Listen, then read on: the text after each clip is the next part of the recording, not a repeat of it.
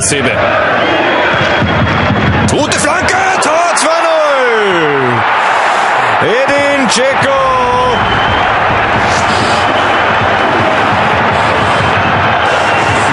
Der kann sein Glück kaum fassen, hat soeben sein zweites Saisontor erzielt, hat auf Schalke getroffen, übrigens auch per Kopf.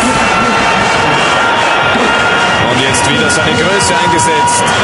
Eine ideale Flanke von Hasebe. Aber was war mit den Gegenspielern los? Wo war der Lucio? Hat sich da genau im falschen Moment wegbewegt. Hat sich zum falschen Spieler hin orientiert.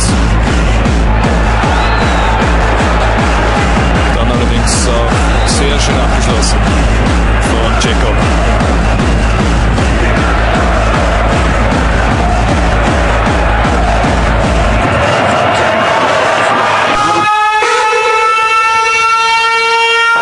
Misimovic, was macht der? Kommt jetzt was Gescheites.